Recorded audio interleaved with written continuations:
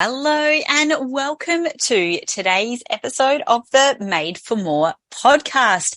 I'm your host, Ally Nitschke, and I am super excited today to be talking about all things boundaries. We are in season 5 of the podcast, and this season is all around leadership your way or lead your way. And today I wanted to talk, this is the episode around Ally Speaks, where it's just me, no guest today. So you're welcome. And I'm sorry if you're hoping to speak to somebody else. It's just me.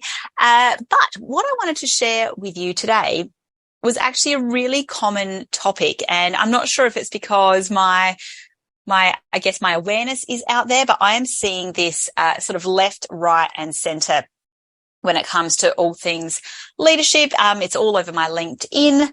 But to give you a little bit of context, late last year, I was asked to go and keynote at a conference. So it was a women's conference. It was happening nationally. I was speaking in Melbourne at the beautiful Crown Convention Centre there.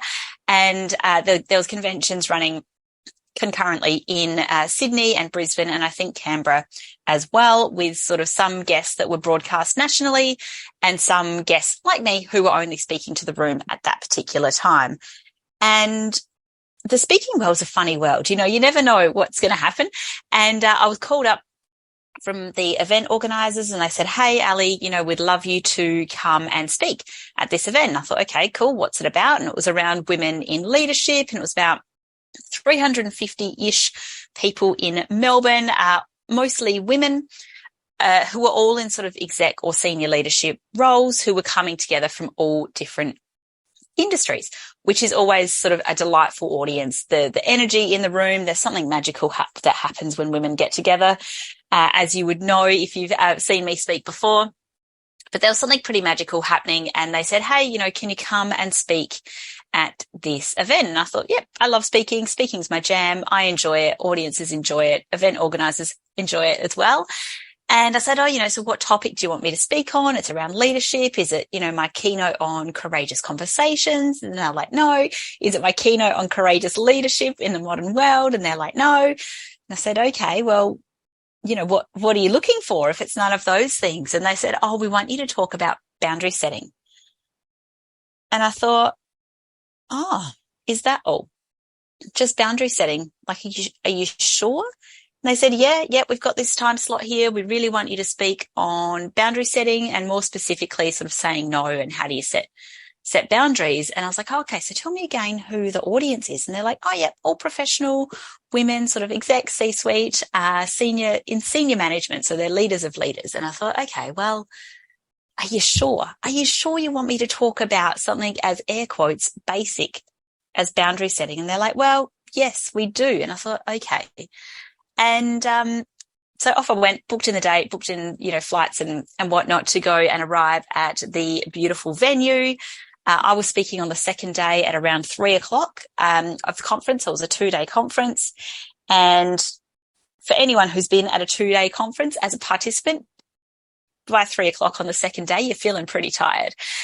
So I was very aware of that. And as is usually my style when I speak in front of audiences, I'll say this out loud because you've heard me on the podcast before, but I'm actually quite funny on stage. I have quite a witty sense of humor. I've got a lot of jokes in there, and it's more of a conversation rather than me standing behind a podium. So to give you a little bit of context, this room of about 350 women, day 2, 3:00, they were up doing some dance moves and some activities and whatnot. And I had heard from the organisers that was actually the first time that the people on these tables had a chance to interact with each other. And, that just kind of blows my mind that people would attend a conference and sit on a table either with colleagues or strangers, but not interact for nearly a day and a half until some stranger walks in onto a stage and says, all right, up we get, let's talk to each other. So just a tip, if you are someone who's organising an event or looking to speak in front of a conference or, perhaps speak in front of a town hall or something like that through work, people need connection these days. They want to interact with each other. So sometimes we need to facilitate that to make sure it doesn't get too out of control, but allow people a chance to talk. Goodness me. Anyway, so what I thought I would talk about today and share with you today is all around boundaries. So that keynote was back in November 2022, and I'm recording this in July 2023. So it's been 7-ish months since then, and I am still hearing from people in that audience almost daily around boundaries and the importance of setting boundaries and how they've used the information from that keynote to set boundaries, have conversations, lean into discomfort and say no, which I think, of course, is so important, and really showing that they're flexing some of their courage each and every day. So what I thought I would share with you today is some of the info around boundary setting. It's all over my social media at the moment, setting boundaries. I don't know if that's just because I'm seeing it every day and I keep clicking on it and interacting with it, and the algorithm's like, yes, give her more stuff. But I did want to share some of this with you, and I do hope that you find it helpful. Please let me know if you do. Leave us a review if you love it. Share it with your mates if you think they would love it as well, or you could be very passive aggressive and share it with your boss who's not respecting your boundaries. Up to you. You know, you get to choose how you want to use some of the information here. But what I would highly encourage you to do is, if you are someone who suffers with the disease to please, if you are a people pleaser, get this one into your ears. Make sure you have a chance to either take some notes or think about what you're going to do as a direct result of what you're about to hear, because it's no good just listening to me in your ears. I love it. You love it, obviously. But please make sure that you actually do something with this next. What's your next step going to be? So I thought I'd jump in and talk about boundaries, why we need them, why we should be better at them, and also how we can sort of start looking to implement them and communicate them as well. So let's dive on in. Welcome to the Made for More podcast. I'll be sharing my experiences along with some actionable advice to take your leadership to the next level. Introducing your host. It's me, Ally Nitschke. I'm a leadership and courageous conversations expert, a Nutella lover, a mother of 4 young boys, a wife, and a dance floor junkie. I'm here to give you the motivation you need to level up, lead yourself, lead your team, and your business. Let's go.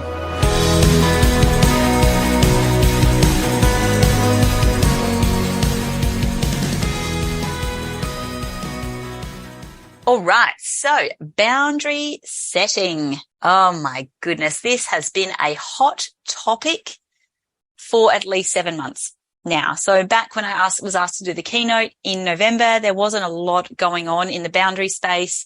It was more like one of those things of going, yes, I know I need boundaries. I'm checking my phone and my email at 10 o'clock, but what am I meant to do? Sort of shrugging your shoulders and going, I don't know. My boss asked me a question, therefore I must answer it. And since that keynote in November, I'm recording this now in July, there has been at least a comment, question, connection in some way, whether it's on social media, someone's dropped into my email or LinkedIn saying, hey, that keynote that you did on boundaries, can you come and run that for my team? Can you come and run that and show my leadership team how to set boundaries? Hey, Ally, can we do some coaching specifically around boundary setting? Hey, can you share some of the templates around how you do boundaries? So it is obviously something that we are not as good at as what I thought. And that means there's such an opportunity now to get better and being aware of boundaries, how we set them, how we communicate them, and then how we uphold them as well. So for me, boundaries is really at the crux of it, is teaching people how to treat us. And when I think about boundaries, I think about the comment of that's not okay, or that is okay, or what's okay for me, what's not okay for me. And some of the easier examples to think of are things like checking your phone, which is also our email at, 10 or 11 o'clock at night, and having that response to go, oh my gosh, someone's waiting on me. No, they are not. If you are responding to emails at 11 o'clock at night, you are responding on someone else's time frame. So I would encourage you to put in some boundaries on when and where you check your work email. Of course, the only caveat to that is, of course, if you are in a role that requires you to be on call, then please don't turn that off. I'll get in trouble. No, if you're required to be on call, or if there is some kind of emergency, and I'm talking blood or fire type emergency, then please make sure that you're aware of when you are on, air quotes, and when you are off. Now, some of the benefits of setting boundaries, and you probably are aware of this, perhaps you're not, I'll spell it out for you in case you need to hear it in another voice, is it provides clear expectations for others. So when we are really clear on our boundaries, we give people guideposts on how they actually need to treat us and what is okay and what's not okay. Number 2. It wards off burnout. As a recovering people pleaser, I love saying no to people now. Not only does it create space in my calendar, it creates more space to spend with my children and my beautiful husband. But for a while there, I got into a really bad habit of continually saying yes, yes, yes. And, I don't want to miss out on an opportunity. And sure, I can absolutely help, until I got quite burnt out and probably quite tired of it, to the point where I started to resent others. And I'd be asked to do something and I'd think, no, thank you. I do not want to do that. But I would say yes out loud and no in my mind. And the yes out loud would happen. And then I would be so resentful of having to do the thing through no fault of someone else, because of course I'd said yes.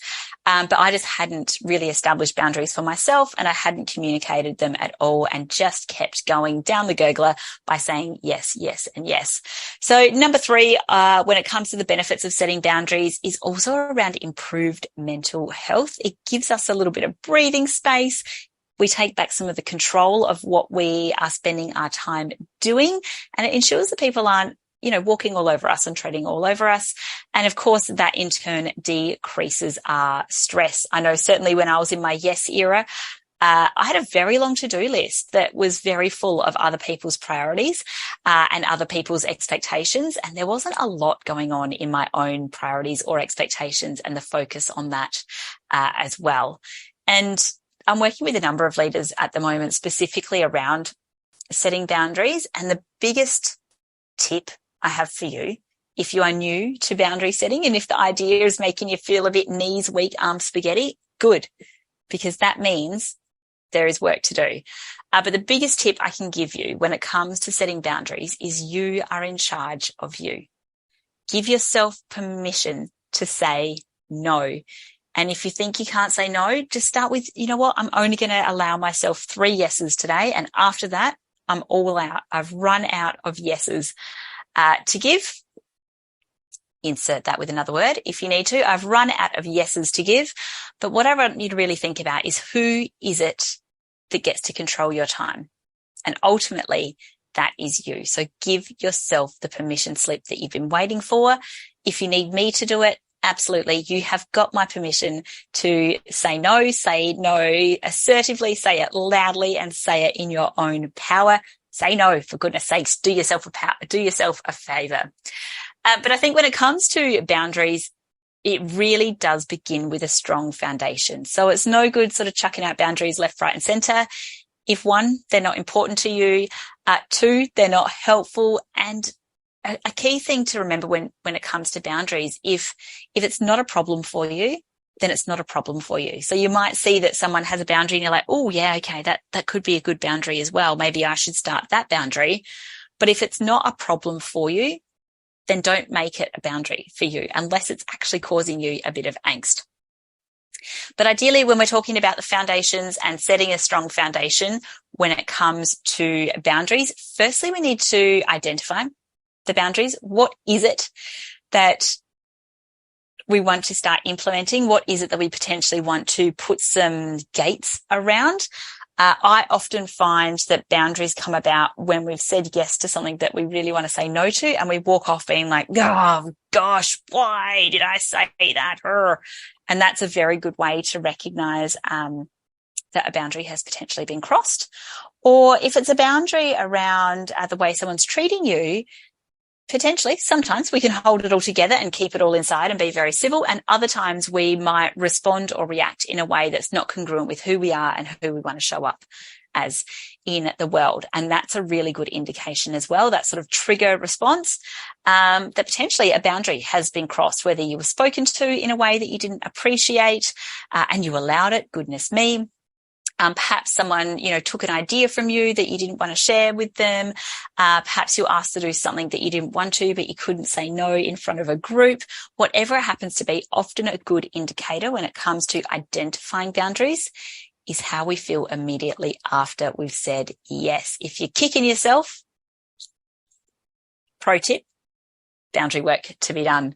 The second thing for a strong foundation is actually communicating boundaries. So, communication is my jam. I love helping leaders communicate more effectively, with more impact, more influence.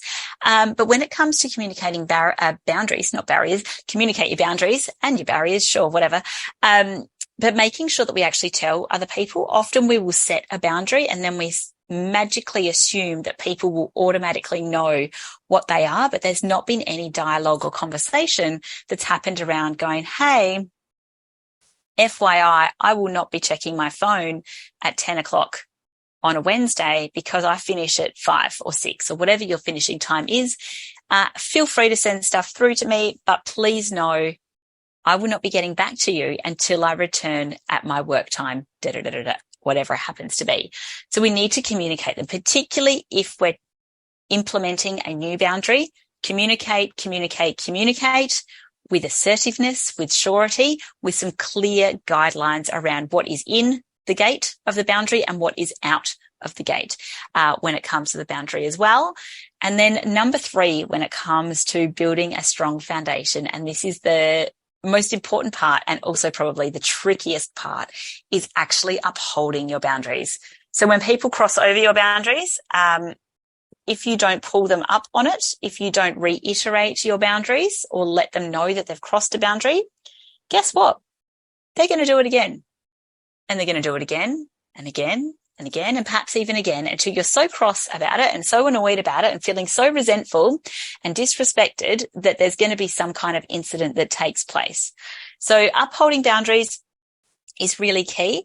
And it might be a reminder. Sometimes people do it accidentally. Sometimes people do it on deliberate, as my kids would say. They did that deliberate.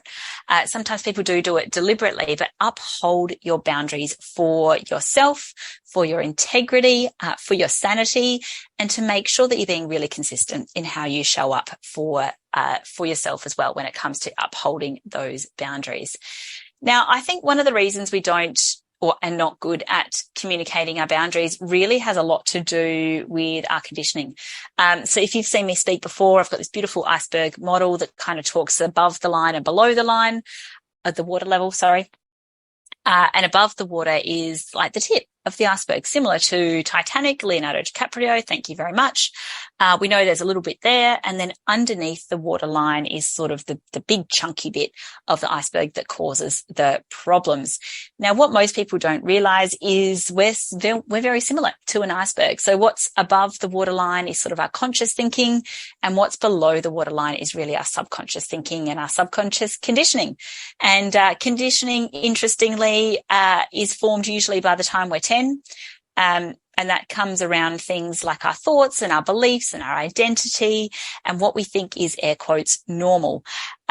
So really getting clear on what is your childhood conditioning. And of course, if you've got 10-year-olds or younger, they don't have the cognitive ability to be able to form some of these things. It is sort of ingrained early on.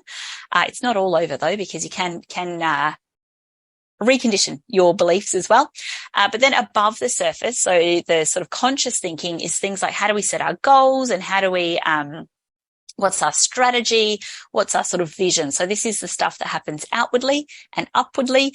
And then below the waterline are things like, cultural conditioning, social norms, traditions, unwritten rules, any of those things that we are conditioned to think.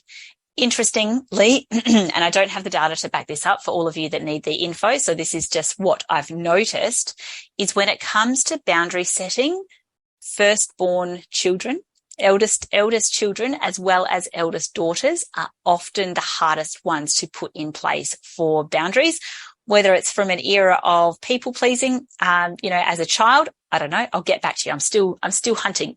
Also, if you are a firstborn daughter or firstborn son, can you let me know if you suffer from people pleasing? Because I'd like some more evidence to back this up, but I do think there's definitely a conditioning difference there as well. I know certainly I'm the eldest of 4 in my family, and certainly the people pleasing and my need to always look after others has been very strong until I had to unlearn a couple of those subconscious thoughts as well. So that's really where I guess a lot of the barriers come from when it comes to setting boundaries is our conditioning of 0 to 10 going, I can't possibly say no, that would be rude, or that would be disrespectful, or I'm the kind of person that just blah, blah, blah, blah, blah. Yes, perhaps. But if it's not working for you, then it's not working for you. And the only one who gets to change that is you. You are ultimately in charge of your boundaries, and those people that get to, and how you respond to people when they cross those boundaries as well. So I'd really encourage you to have a look at what it is that's bothering you when it comes to boundaries, and then potentially having a look at how that could be impacted from your conditioning. If it's some childhood stuff, obviously therapy, great way to unpack some of that. I'm a big believer in journaling as well. So pen to paper, get your thoughts out on a page and start going, oh gosh, being really aware of what that thought is, those internal thoughts. Sometimes I like to call it the itty bitty shitty committee. What are they telling you? Do they need to be sacked? Do we need to have a real conversation with our itty committee and say, you know what, you are not being helpful in the direction we're going, time to go. Anyway, journal. One of my tips is around journaling, so really unpack some of those beliefs. But when it comes to boundaries, there's some really interesting information around our inability to be able to set boundaries. So if you're good at it, fabulous. I love that for you. That's fantastic. If you've got an opportunity to improve your boundaries, I love that for you as well. But something that I've come across through the research around communication and around boundary setting and how do we actually feel good in the workplace, which also obviously extends to our home life because they're interrelated these days, is that a tough conversation is avoided every 7 minutes. And it's not 7 minutes and then we can have our tough conversation, and it's not 14 minutes and we can have our tough conversation, and it's not 21 minutes and all of a sudden we can go, okay, I can have my courageous conversation, I can talk about my boundaries, I'm all good. No, it doesn't work that way at all. It just keeps going and going and going until something happens and we either get properly cross about it or we end up quite resentful as well. So I would really encourage you to flex your courage muscle. You know, that's what I'm all about. Flex your courage muscle and go, okay, it's been 7 minutes. I've really identified my boundary. It's time to communicate it. I'm going to talk about my boundary. I'm going to let people know that actually this is a boundary for me. This is okay or this is not okay. And then start upholding that as well, because you will get pushback. Absolutely. People are people, which means that they're tricky. But making sure that you're just really clear on that, stick to your guns, stick to your conviction, and making sure that you're able to communicate that in a succinct way. I do have a pro tip for you though. If you are someone who's feeling quite motivated and pumped up after this little Ally Speaks segment, please don't implement all of your boundaries at the same time. I'll say that again. Don't do all of them at the same time. We don't want to put your colleagues into shock. We don't want to put your family into shock. Let's just stick with one boundary at a time. It gives you an opportunity to keep track of your boundaries, but also we don't want to overwhelm people. They'll wonder what's happened to you. So just gently, lightly, one boundary at a time. You can do one a week. I don't mind. Let me know if you need some help on that. Reach out to me at podcast@madeformore.com.au and I'll give you some tips on how to implement and introduce multiple boundaries. If you're feeling like actually we need to draw a line in the sand, let me know. I'll help you with that. But one thing I do want to share with you is just the power of language and how important the way that you communicate is and the words that you use have weight. So one of the things I like to share with my clients, with the leaders that I work with the execs that I work with, is around apologizing.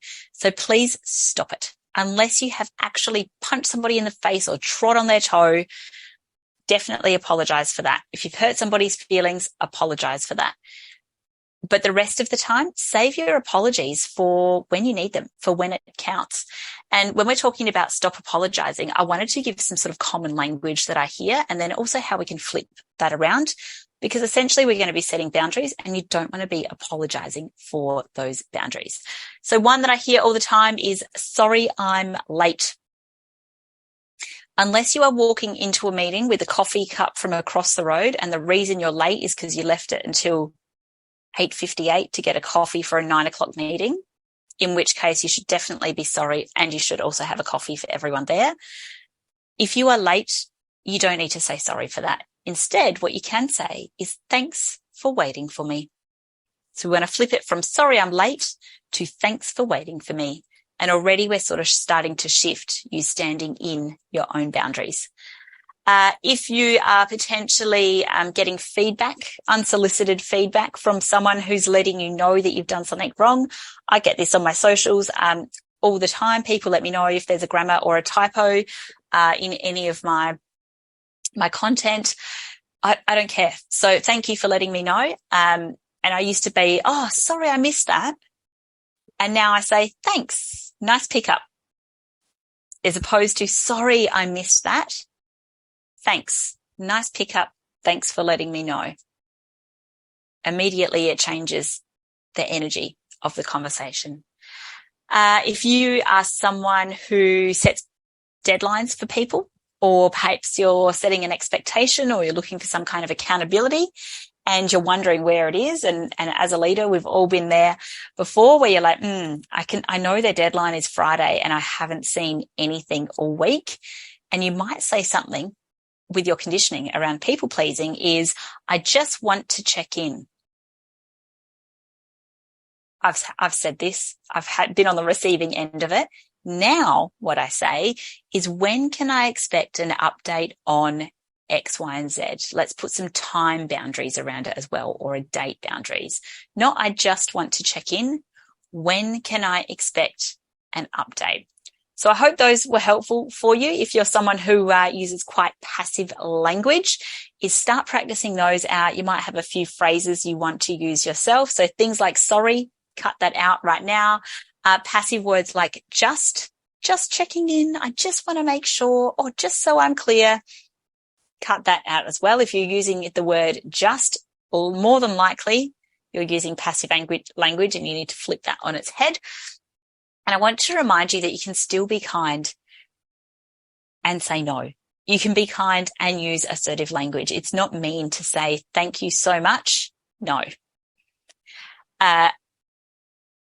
One thing, or no, not one thing, a few other comments I wanted to share with you with some languaging. So I mentioned earlier that often people that say yes a lot are quite overwhelmed and get asked to do a lot of things. I know certainly as a busy mum of 4, I have a business, run a household, all of those things. There's an old adage of give a busy person the job and it'll get done. And whilst that's true, it doesn't necessarily mean that it's helpful. So I am quite often at capacity. Both from a time perspective, but also energy perspective. And I want to make sure that I'm spending quality time with my tiny people before they get too big. And I also don't want to burn out, before I hit 40 either. So some of the language that I've been using around whether or not I want to do something rather than no can be, thank you for thinking of me. I'm at capacity right now. So thanks. I really appreciate the thought. I'm currently either fully booked, jam-packed, or I am at capacity. For those of you who get invited to events, and particularly if you're an introvert and you don't like going out, or perhaps you've been invited to something that you actually don't want to go to, but you can't say no because you're a people pleaser. And goodness me, if you said no, you might spontaneously combust. To this day, no one has spontaneously combusted by saying no, just so you know, if you wanted to try it out. But if that is feeling a little bit too much of a stretch goal for you, what you can try is thank you. And I have another commitment. And your commitment could be, I need to get into my pajamas and put my Uggs on and I'm watching Netflix. Your commitment could be it's hair washing day. Your commitment could be that you had to read the next chapter of a really good book. You don't need to share what the commitment is, but you can have another commitment that means that you are not available to do something that you don't want to be doing, particularly if it's an event. Of course, the caveat here, there's normally some little smarty pants around that's like, oh, what about if my boss asks me to do something? Can I say, thank you, I have another commitment? I just think you need to rethink that, whether that's appropriate or not. Another line that you can use is, I would love to help, but I've been feeling pretty burnt out lately. So recognizing your own energy and your capacity for how much you've got left in the tank is really, really important, whilst also role modeling the fact that looking after your own energy is very important, which then feeds on to the next one that says, I would love to, but I know myself and I'm low on energy.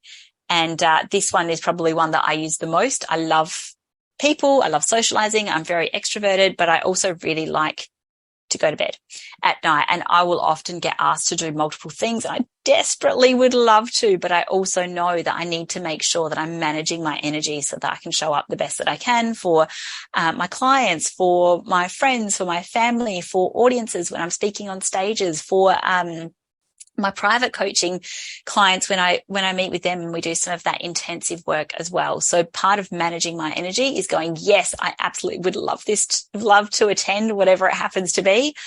And I know myself and I know that I'm low on energy. So having a bit of respect there for my own boundaries and energy capacity. And my last tip here is around thank you for asking. I'll need to think about it. So if you are someone that does not enjoy responding immediately, it's okay to say, you know what, I'm just going to have to sleep on that, or give me 24 hours to come up with a response if you feel like you've been put on the spot. So thanks for asking. I'll need to think about it. I hope some of these tips were helpful. If you loved it, please share this with your friends. Also, something you might be interested in is I've written a little book on boundaries because people kept asking me about it. It is called The Power of Boundaries, a guide to setting and maintaining healthy boundaries for personal growth and well-being. If you would like to get your e-copy before we turn it into a physical product, you can have the physical product too, of course. But if you would like to get your copy, please head over to madeformore.com.au/resources. And you'll be able to download your copy of The Power of Boundaries there. Highly recommend it if you're someone that needs to finesse their boundary setting prowess. Oh, that's a good line. But also, if you need a little bit of help, a few tips in there. There's a checklist. There's a couple more language tools as well.